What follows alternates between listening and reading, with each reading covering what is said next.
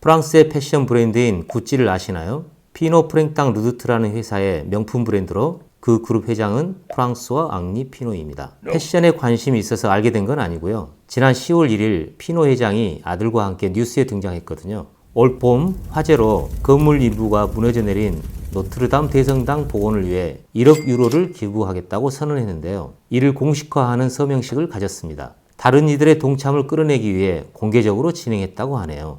1억 유로면 우리 돈으로 약 1,300억 원쯤 되는데요. 어마어마하죠? 근데 이보다 더 많은 금액을 기부하기로 한 사람도 있습니다. 루이비통 아시죠?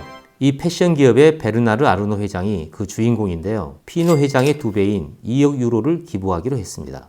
사실 피노 회장과 아르노 회장은 절친이자 라이벌로 프랑스 재계에서 꽤 유명한데요. 지난 4월 노트르담 화재가 발생했을 때 피노 회장이 먼저 1억 유로 기부를 약속했고 뒤를 이어 아르노 회장이 2억 유로를 약정했습니다. 기부 약속은 피노 회장이 먼저 했지만 이번에 서명식은 아르노 회장이 일주일 더 빨랐다네요. 꼭 기부 경쟁을 하는 것 같죠? 2019년 10월 현재까지 약 4만 6천 명의 개인과 60개 기업, 19개 지방자치단체로부터 3억 8천만 유로의 성금이 답지했고요. 약정액까지 합치면 총 8억 5천만 유로, 우리 돈으로 1조가 넘는 돈이 모였답니다.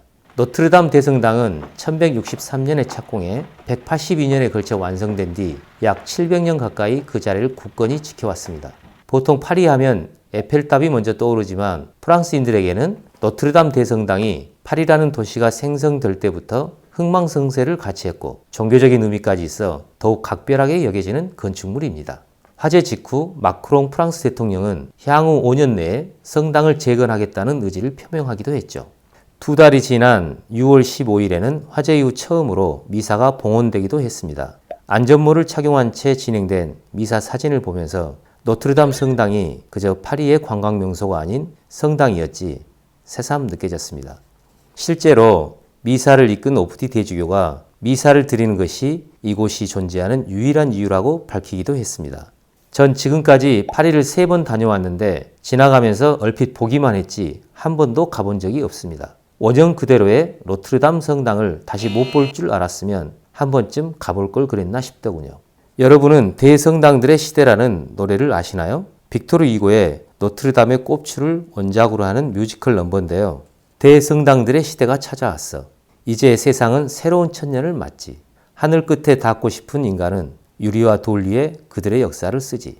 1482년 파리를 배경으로 한 이 작품은 극중 해설자인 시인 그랭구아르가 인류가 역사를 성당의 건물에 새겨왔다고 말하면서 시작합니다. 그런데 정말로 인류가 역사를 성당의 건물에 새겨왔는지는 잘 모르겠네요. 하지만 성당의 역사는 어떻게 흘러왔는지 알 수 있습니다. 서양의 건축사는 성당 건축사라고 해도 과언이 아닌데요. 노마의 비잔틴, 노마 시대의 정신을 계승한 로마네스크, 뾰족하고 높은 탑이 특징인 고딕, 15세기를 전후해 유행한 르네상스, 곡선이 본격적으로 활용된 바로크, 이와 비슷하되 좀 더 오밀조밀한 로코코로 이어져 왔는데요. 각 양식의 대표 건축물이 성당입니다.